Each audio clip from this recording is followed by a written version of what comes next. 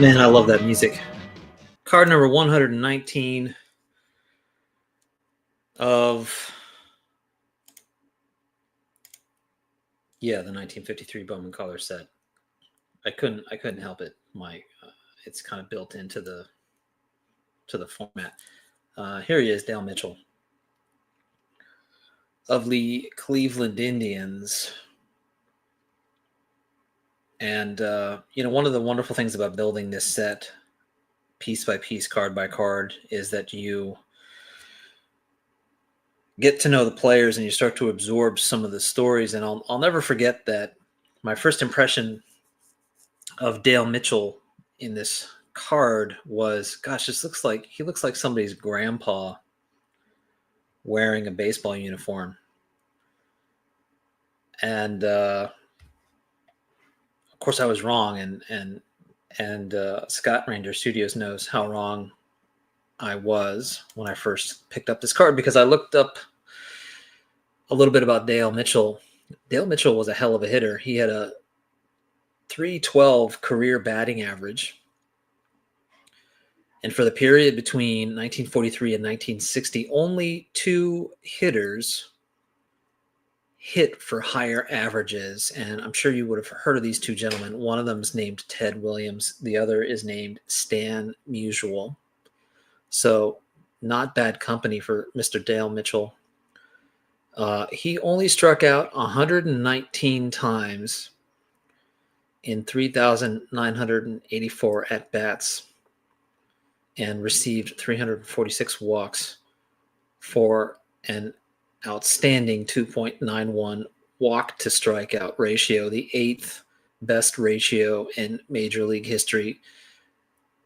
So after I learned that, I never forgot it. And every time I see this card, I remember just how great a player Dale Mitchell was. And that's just another example of how, maybe Dale Mitchell doesn't jump out at you as the card you want to acquire. But a lot of these other players that are in these vintage sets had impressive careers and great stories. And Dale Mitchell's no exception. So if it's card number 119, it must be session number 119 of Card Room Live. It's true. It's Sunday night. It's 8 p.m., at least here on the East Coast. And if you're new to Card Room Live, or even if you're not, it's always good to remember that it's not a show. It is, however, just a hangout for fellow collectors. We tend to collect vintage in here, but we've got collectors of all shapes and sizes. Sometimes we have guests, sometimes we don't. But whether we have guests or not, we're going to make it time well wasted by wasting time looking at and talking about crusty old cardboard. If you're here with us live, welcome to all of you. Welcome to my fellow YouTubers. Welcome to the commenters, the folks from all over social media. If you're new, don't be afraid to say hello. You're among cardboard friends. This is the live stream where everybody knows your name, or at least will get to know your name. If you happen to be listening to this later, perhaps you're going to work or you're coming home from work. Perhaps you're sorting cards, looking at eBay, rolling out the meatballs, walking the dog, sitting on the john, putting the kids to bed. Maybe you're wondering, like my buddy Doug, DK Cardboard, once said, that you're just wondering if maybe you're collecting baseball cards as a distraction to what would otherwise be an existential crisis about the human condition. Our good friend Doug can get a little philosophical from time to time, but I think he was on to something there. You might be wondering if Eddie Waitkus will come up tonight.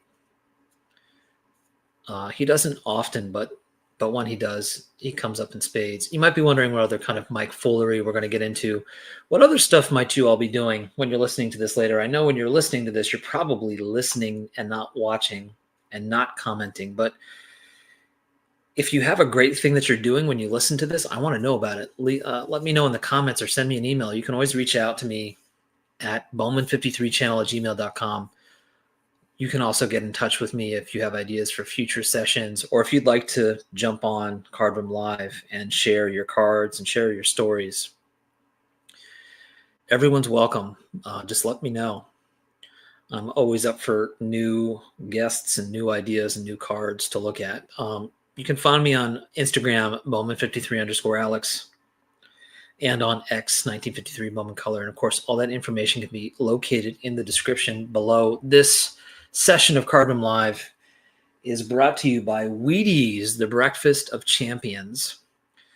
And I should be careful because Wheaties actually still exists, but I'm sure they don't really care. Lou Gehrig, the Iron Man of baseball, says that he believes anyone who wants to go places in any sport has to keep in good physical shape. I agree, Lou. He also thinks that you have to eat smart, and there's nothing better than a big bowl full of Wheaties with plenty of milk or cream and sugar. Try Wheaties, you'll be glad you did, because Wheaties sure taste great. And Lou would know, of course, because Lou has played in 2,130 consecutive games. Wheaties, the breakfast of iron horses. And we're already 10 minutes into this live stream. Oh, one of these days I'll just have like an hour-long introduction. What's up, everybody? It's true, everyday card collector Jason was first. And he was excited, and that's worth mentioning. And then everybody starts razzing on him right away, as is their duty. Mike, Sports History Collector's here. Don from Don's Field of Dreams Cards is here. All the wrench holders are here. Had a bunch of wrench holders on the live stream last Sunday. It was great to hang out with those guys. Mookie Chilson was not first, but he's not last either. So that counts for something. Peacemaker Cards is here. Mr. Baseball Time Traveler is here. Good to see you. Mark's Dodgers Cards is here. He's not on Earth, but he's saying hello to us. Low Grade, No Grade, Vintage is here. Rocket Rick J18 is here. What's up, Rick? Stephen with a PH is here. Pastor Craig's Vintage Cards is here. Cold Shot Cards is here. What's up? Killabrew 3 is here. And he's probably watching this live stream in his swanky, super cool card room. Here's a request. If you happen to be watching Cardroom Live in your card room, take a picture of wherever you are and send it to me at bowman53channel@gmail.com, or find me on Instagram and send it to me. It's really cool that some people are checking out Cardroom Live while in their card rooms. Let's see some cool card rooms out there. Dodger Card Collector is here. Eddie's Cardboard Chaos, brand new YouTube Sports Card Hall of Famer, is here. Diamond Gems 45 is here. Warren D and the CLE is here. But he doesn't have the Dale Mitchell card, so I don't know.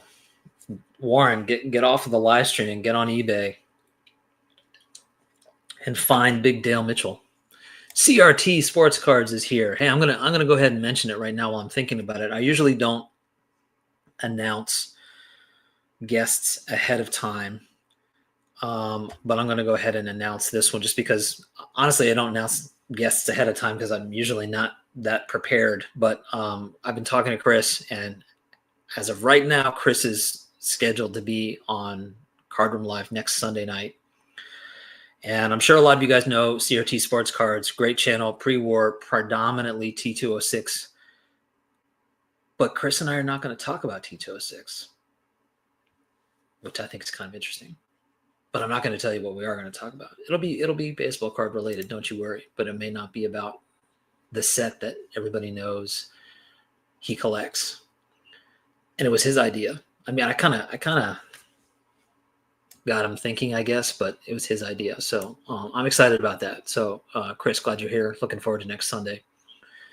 Thank you, Mike. Yes, Dale Mitchell was a quartermaster in World War II. That's the other thing that's really fun about collecting sets from the 50s is you eventually learn about these guys' places in World War II. Sometimes it's right smack dab on the back of the card. Sometimes it isn't. Mike has a long-standing series on his channel about players and their service. And also, of course, showing off cards. Mark Hoyle's Impossible Dream is here. Clean Cheap Shots is here. That's a channel that knows a thing or two about appreciating common cards, especially from the 53 top set. Mike Good is here. I'm glad you're looking forward to the hangout. The hangout is happening, Mike. We are in the middle of the hangout, and I'm glad you're here. Listening now and watching the Oscars. Why are you watching the Oscars, man? I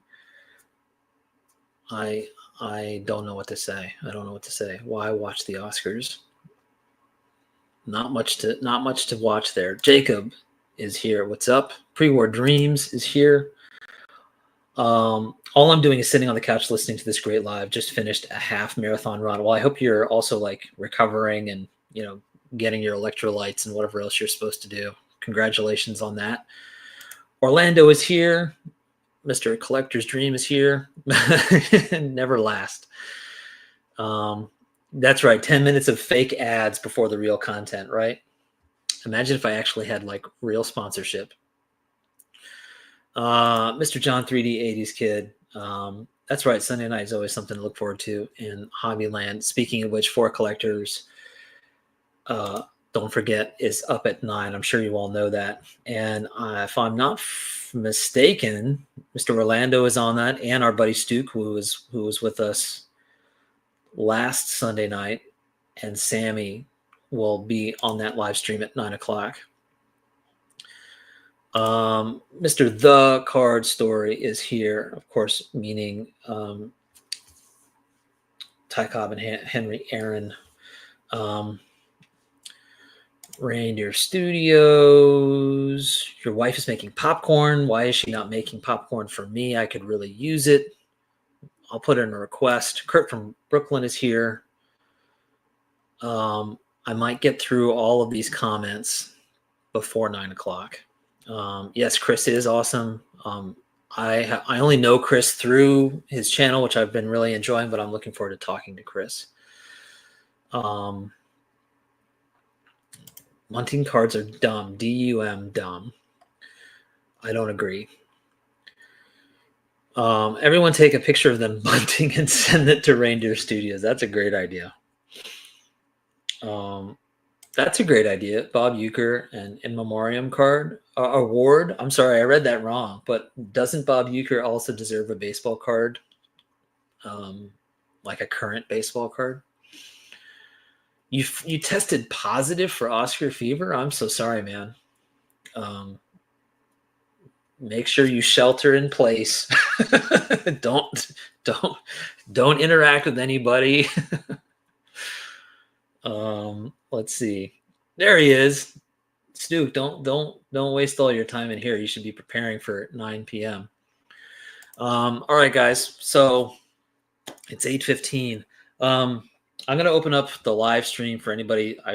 Sometimes I say this and then I never post the link in here. I'm going to post this link in here in a moment, but I do want to mention something. I've been really caught by, well, okay, you know what? Before I talk about that, I'm going to share this. This just came in the mail. Some of you guys know that I just got this.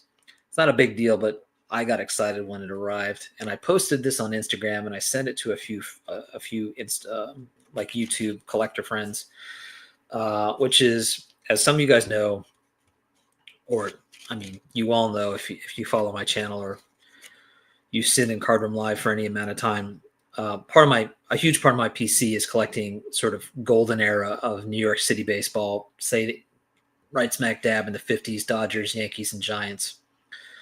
And I don't exactly remember how I came across this, but I was looking at baseball schedules. And then I think it was like recommended to me on eBay. And then I said, you know what? I really haven't gone and looked at those for a while. So I kind of dug into the 50s a little bit and I found this and I like jumped out of my seat. I was so excited because I'd never seen it before and it's kind of brilliant. It is a pocket-sized baseball schedule and it's kind of blown out here, but trust me, in real life, the color is much richer than this. Let's see if I can get it to be a little better. There you go. Dodgers, Yankees, Giants, 1957 baseball schedule, and it's specifically for using the subway in New York City. And I just love the design of this, the sort of 50s cartoon kind of illustration. And you can imagine this being in somebody's pocket or somebody's billfold or like in somebody's, blazer wandering around New York City and wondering, hey, maybe I can go catch a game. And, the inside of this is really fun. They've got instructions on uh, how to get to Ebbets Field, how to get to Yankee Stadium, how to get to the Polo Grounds using the subway system. It would be really fun. I have not had a chance to do it, but it'd be really fun to sort of look up these instructions and compare them to the subway stations that are still there. Obviously, the New York City subway system is very old, but it does change and names change and numbers change and all of that sort of thing. So it'd be kind of interesting to compare it. And then inside, they've got all three teams and their schedules for that year. And of course, 57, as I'm sure somebody's saying in the chat, was the last year that all of those three teams were in that city. So this is the kind of thing that I like, because I'm not, I don't collect a lot of sort of ephemera, let's say, or like memorabilia, but this is the kind of thing that I can put into my display case back there with a couple cards, and it all kind of ties it together. So in the spirit of that, I pulled three cards, and these are all cards that I've shown many times before, but heck, why not show them again? Just in the spirit of it. 52 Topps, Duke Snider.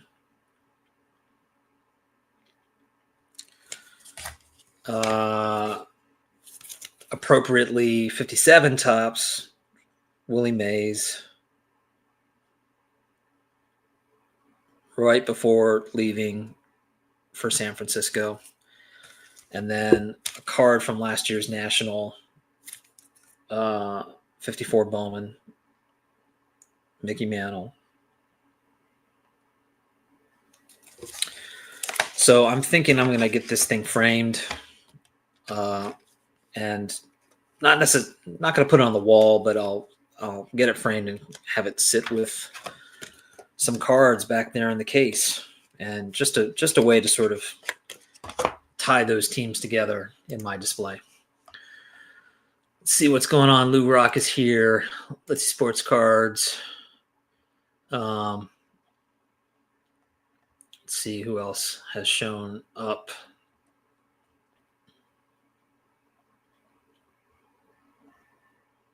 Yeah, well, I mean, I always kind of feel like Mookie should be kind of interested, because there's a tie-in to that team that he likes that I can't mention.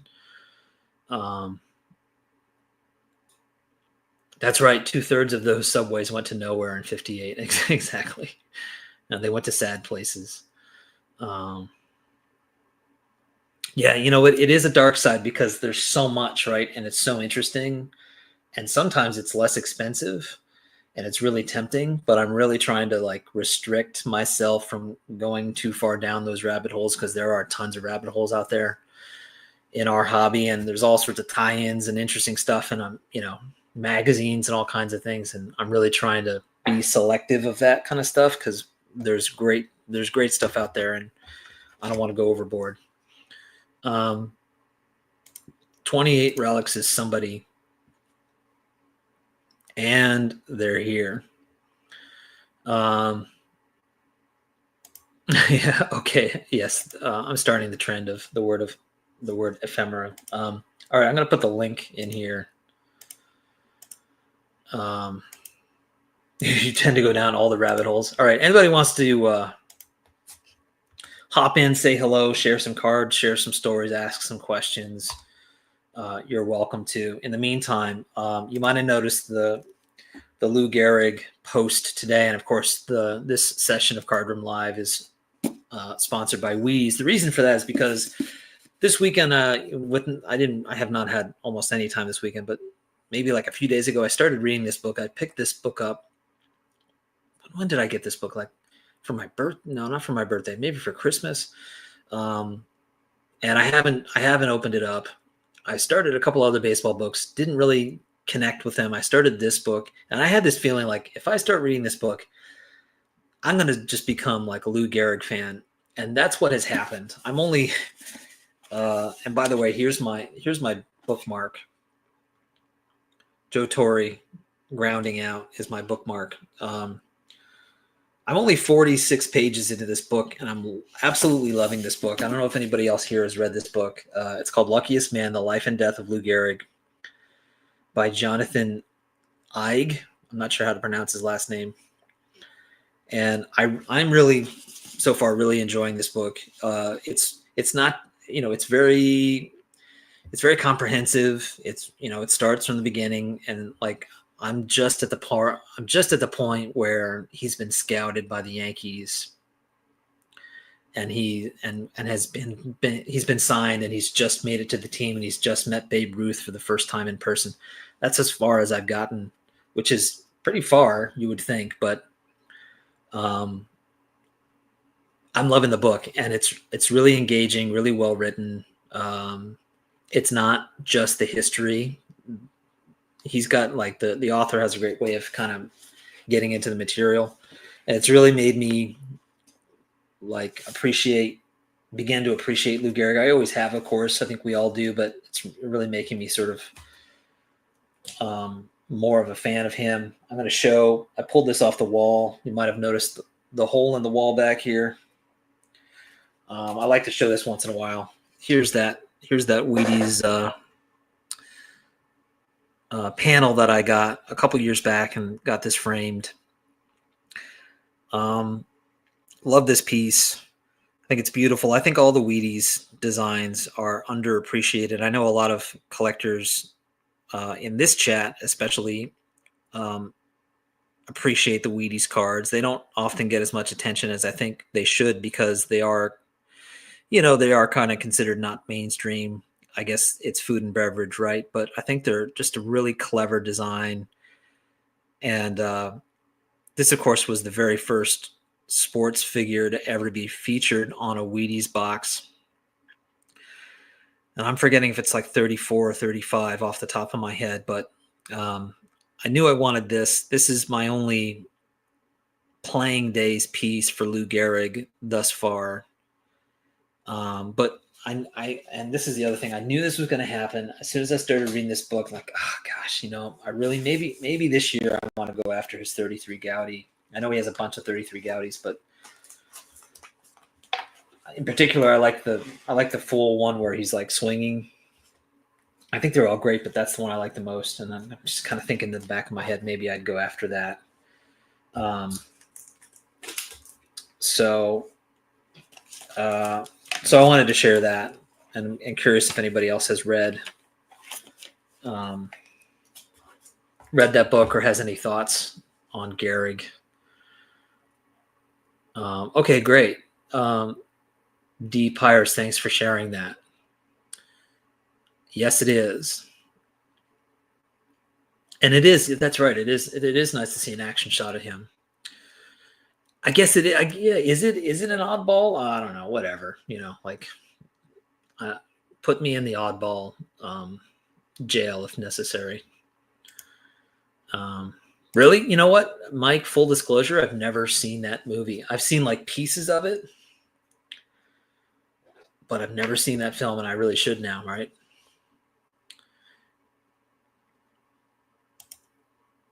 It's interesting. I'm also right now watching the Jackie Robinson documentary that Ken Burns did a few years back, which kind of feels like the baseball documentary condensed, but there's more information in it for sure. And Jonathan Eig, or however you pronounce his last name, is one of the interview subjects in that documentary about Jackie Robinson. And I was like, hey, that's the guy that is that wrote the Lou Gehrig book that I'm reading. So I'll have to check out his other books.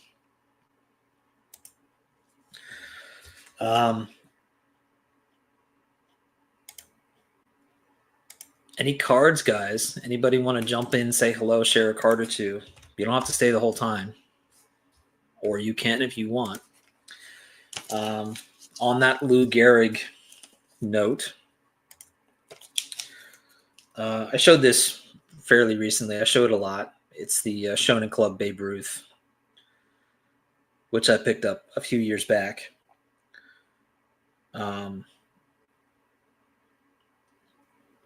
It's hard to get a Playing Days Babe Ruth, but this one, at least when I got it, I haven't checked what it's going for these days, but was a little more reasonable or attainable than the usual Babe Ruth stuff, because I guess it's an oddball. I don't really think it's oddball, but whatever. And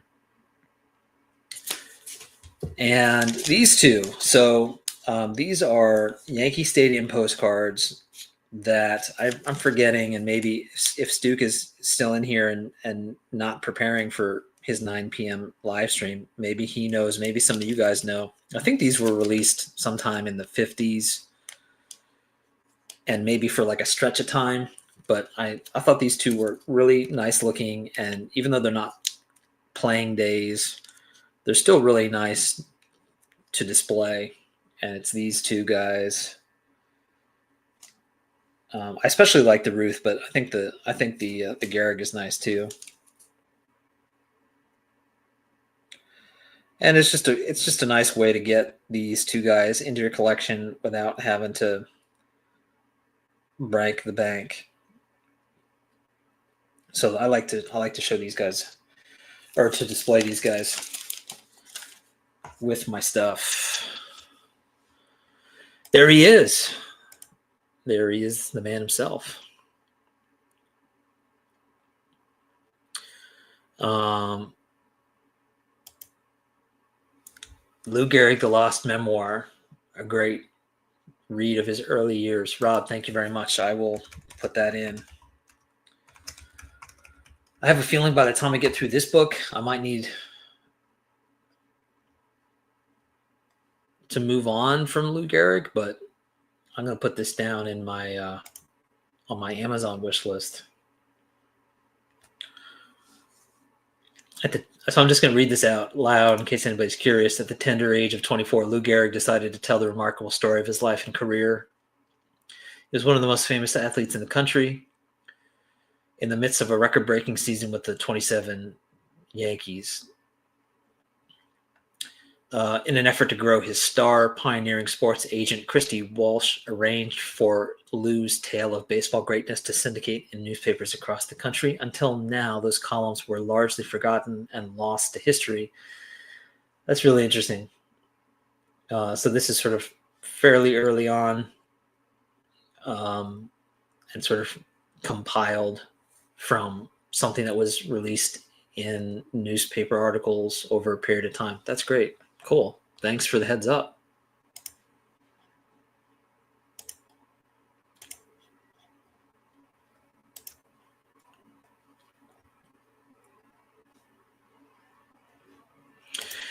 Yeah, that's what I thought, like late 50s into the 60s. And there's other like great players included in that set besides those two guys. Yeah, thanks, Sue. Does anybody, unless anybody wants to hop on and share some cards, we can keep talking about Lou Gehrig. Does anybody have any favorite Gehrig cards, or does anybody have any sort of recommendations for like Lou Gehrig memorabilia or oddball stuff that we can look up? Oh, look at this. Look at this guy and his jokes. If that's true, Jason, it's gonna attract a lot of people that are interested in things beyond baseball, right? Just like people that are interested in auditory stuff. Oh boy, we got some oddball stuff coming our way. What's up, Rick? How are you? You're just showing Lou Gehrig stuff, huh? Absolutely, yeah. I'm sure you've got some stuff you can share. Yeah, I'm actually gonna do a video tomorrow, so I have a bunch of stuff here. I can show you a few things, a preview. Please go for it. How about let's see. Why don't we do some photos? Is that okay to show photos? Or? Absolutely.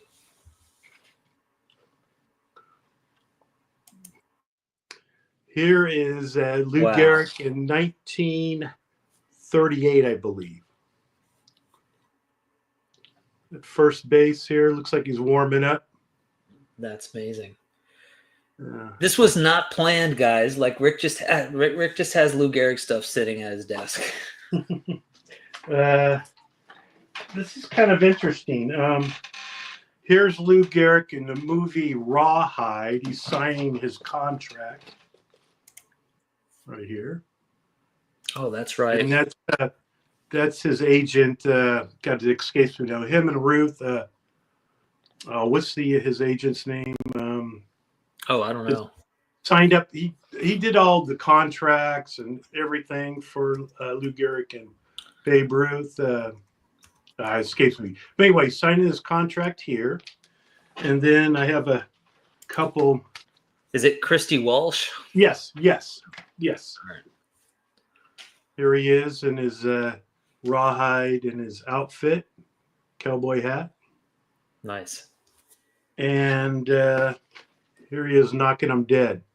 So what's interesting, and I mentioned this on the video, is that actually doctors reviewed this film because this film was made just before he started showing signs of Lou Gehrig's disease. Oh, wow. So they were actually seeing if he, with his muscles and his, see if anything is showing on the movie, right. And they didn't find anything that was kind of abnormal for Lou Gehrig at that particular time. Right. So they're just kind of seeing if it, Lou Gehrig's disease was showing up while he was making that movie.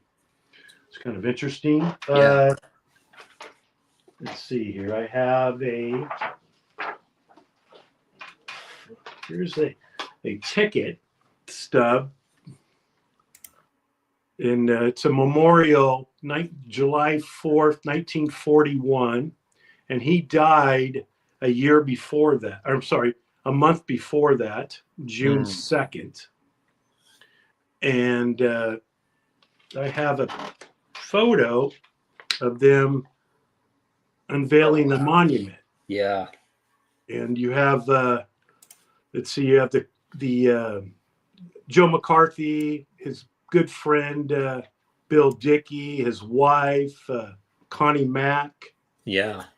And the mayor. So it's, kind of cool to match up the ticket with the with that moment. That's great. Yeah. And so that was Monument Park, they call it in center field. Right. Yeah, I think Miller Huggins. Let's see here. It's Miller Huggins is the other one here. Oh, okay. Let's see what else I have here. Here is a Type 2 photo. Really inexpensive, but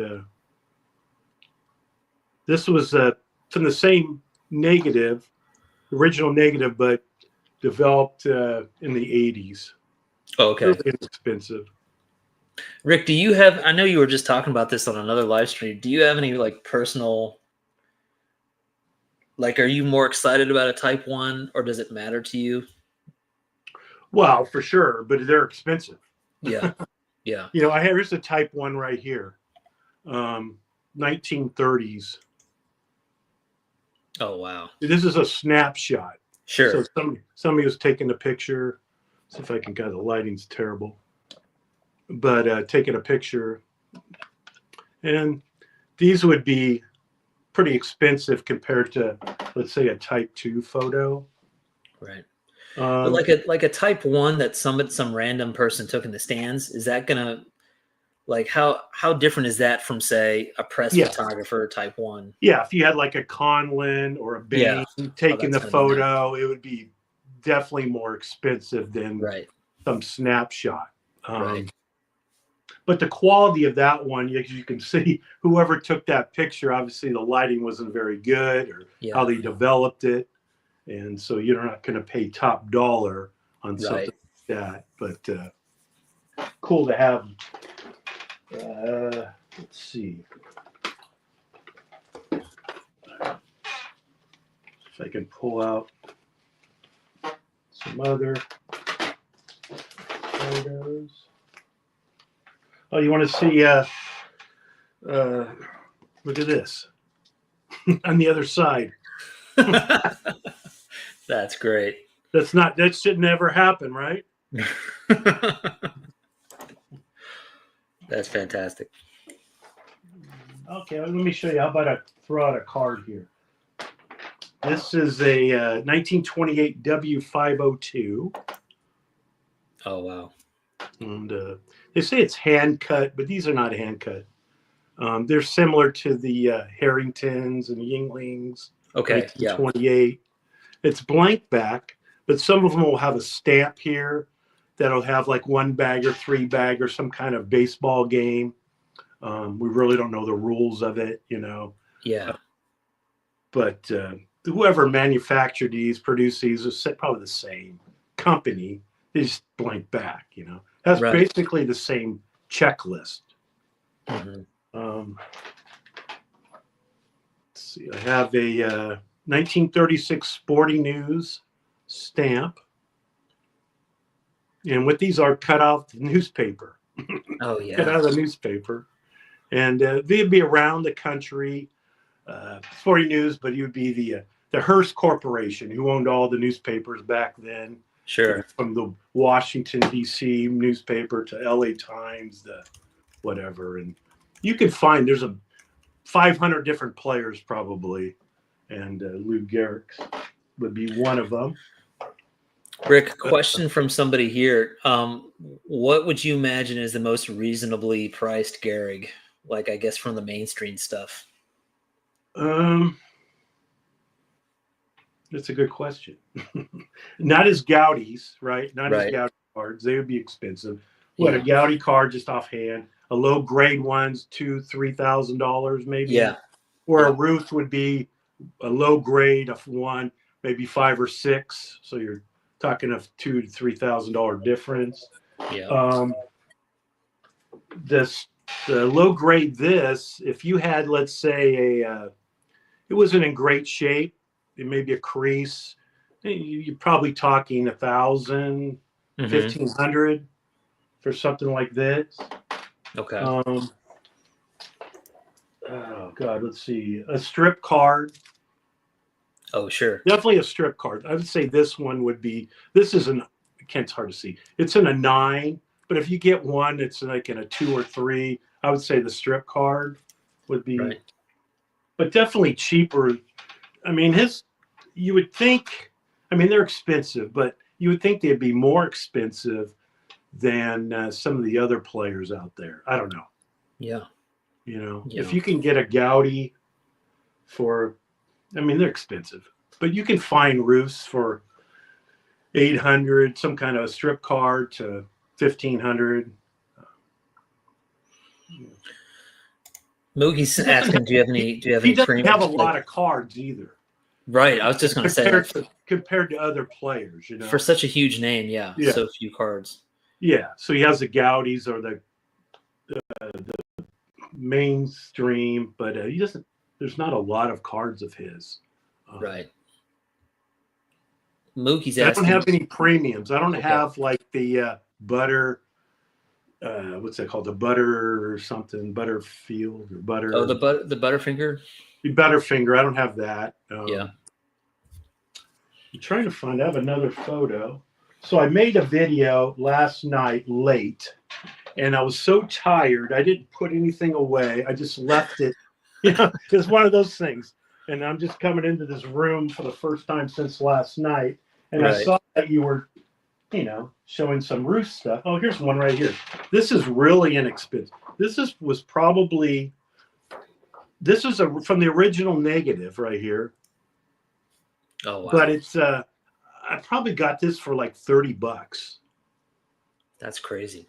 You know, all day long, right? Just like spring training. Mm-hmm. Doesn't do it justice here, but fantastic. So all day long with that. I don't know. I just started, Ruth.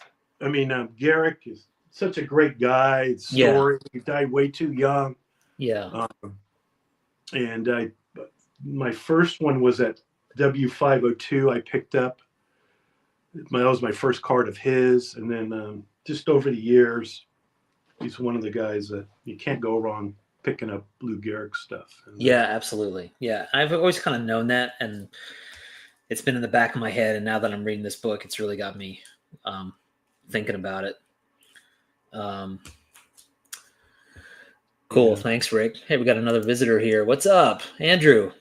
How are you? Like the hat. So you're. I can't hear you, man.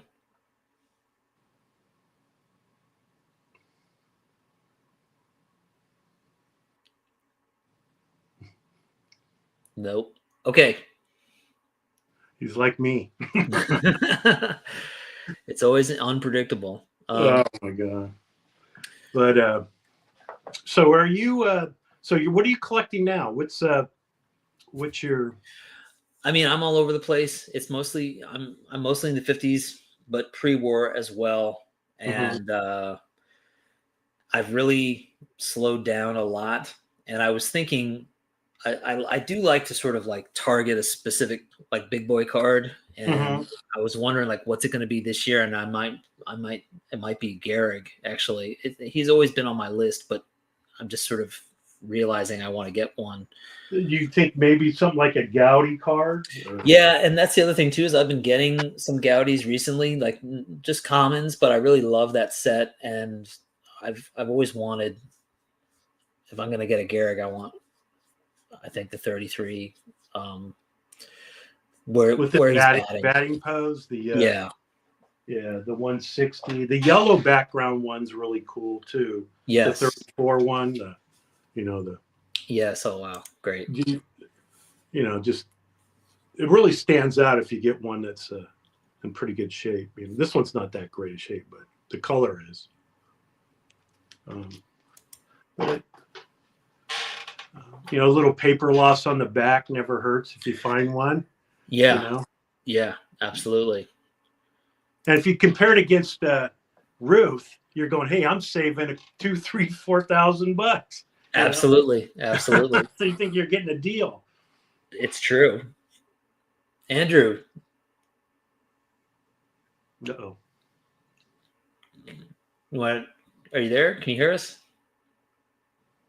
Yep. Is he on mute? Yeah, we can't hear you. We'll try it again. Yeah. All right. Good to see you, man. I don't know, Andrew. I don't know. Yeah, that was his first try. It seems to happen a lot. We'll figure it out at some point, Andrew. So maybe Gehrig. Maybe Gehrig, but I'm also just kind of getting smaller stuff too here and there. What about you? You've been getting rid of some stuff. Build a T205 set. Really? Yeah, there's only a couple hundred. It's not like it's the monster, Right. You don't have the Wagner in there. Eddie Joss is the big car, but it's not, prohibitive. You can find one. That's after he passed away. They did a tribute card and seems to be expensive, but I have the main, the main players, the big boys, just filling in the gap of. I got most of the Hall of Famers. Yeah. But I'm thinking maybe if I can find a lot where not doing it one at a time, but of the commons, and I get a good deal on it, I would do something like that. I'm missing a few Hall of Famers. I think there's like 28 Hall of Famers in the set, something like that. And I got like 25, 26 of them right now. Yeah. So, and Rick, obviously you want to build a set, so you like that set. What is it about that set that like draws you to it? Well, one, it's doable. Yeah. Two, it's cheaper than the T206 cards. Right. And honestly, I think I just like them better. I think they're better looking for the most part, Yep. So I think because, if Wagner was in that T205 and that the story broke that his card was the rarest of them all and he couldn't find them, probably be, just turn it around now. The T205 cards would be more expensive and everyone would want to pick up those. And Right. So I mean, I give credit to people like that, have built that. There you go. I mean, that probably got me started. Is that right there? That's a beautiful card. Yeah, absolutely. I mean, you can't go. I mean, that's just outstanding. The Cy Young is a great card. Mm-hmm. All of them. I mean, I don't. There's some. You have a bunch. You have some of the common. It just, you have to decide: are you going to build this set? Why do I need? Whoever. From Hal Chase is a big player, but any of the common players, why do I need Jimmy Austin or some kind of, right? You have to do, think about that. Right. But even the common guys, like, I don't know, there's just something about that design that really jumps out. I mean, I like T206 for sure, but yeah, there's something about that design that's really unique. And I don't know, the colors and everything. I really like also that the design is different between the National and the American leagues. That's such a great idea. Yeah, yeah. And you have the stats on the back. You have a bio on the back also on the player. Just fantastic. I could show you some if you want, or go for it. Time or whatever. They're just right here. I'm just going to grab them. Not knocking anything over. Yeah. And Rick is also wearing an awesome shirt. Yeah.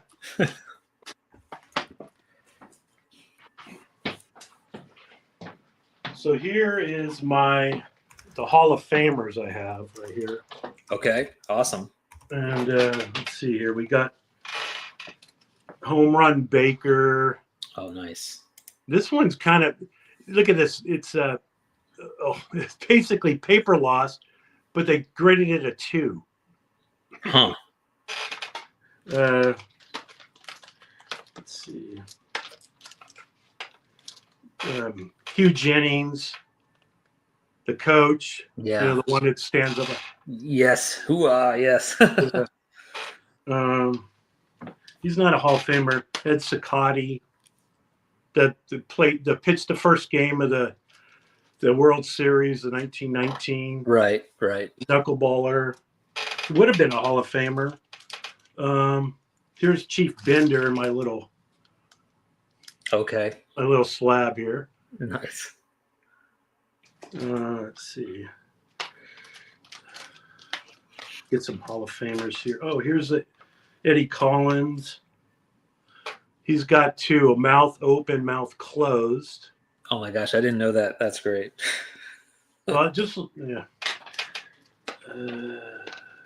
Here's a nice one. I love the background. Bresnahan. Oh yeah, that pops. Yeah, it really pops. The catcher.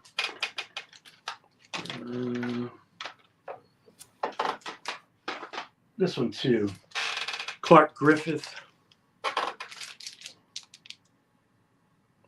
Right. A lot of these I have are just authentic too. I don't even care. Right. Well, Rick, I'll never forget when I got my just real quick, I'm going to show this Mathewson. You were there. Yeah. And I this was the first authentic card I ever bought, and I was like, what do you think? And you're like, yeah, who cares? Like, just all day. That's what I'm saying. If you don't buy it, I'll buy it. Yeah, right. And also, I think it was you and maybe a couple other guys were saying, what does it say? Minimum size not met. Yeah. What does that even mean? Yeah. So what does that mean? It means they can't tell if it's trimmed or not, and maybe that's just the way the card came, back then. So right.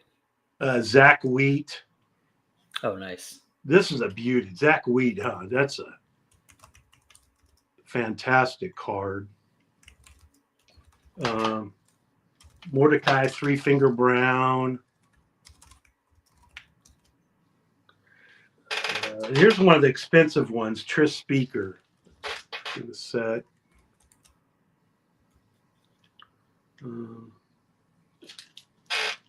What else?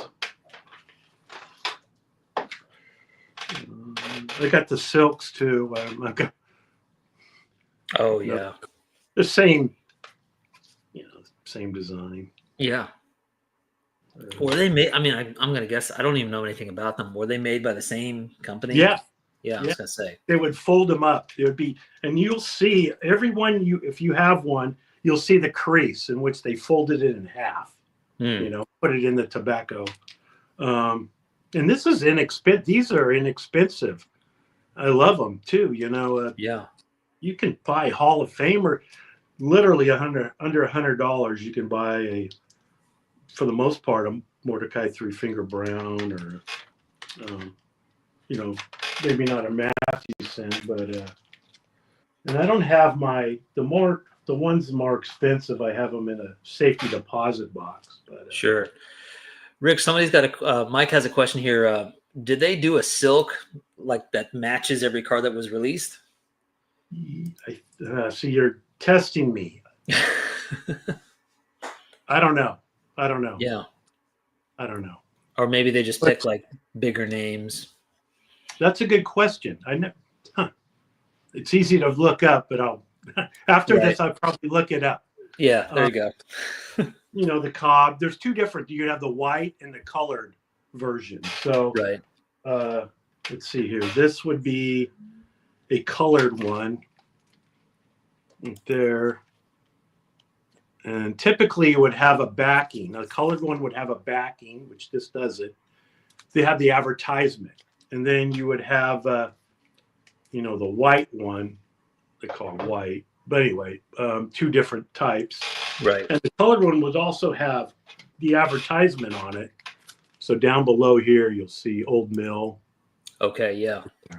Right. And on top, too, it have an average. It's tells you the where it came from, the number 25 district, Virginia type thing.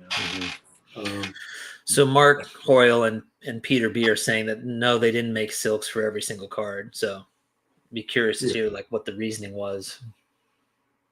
Yeah. Which would make sense, maybe. Maybe they I don't know. But, hey, I don't want to take we've got. Yeah, we're wrapping up here anyway. Rick, appreciate it.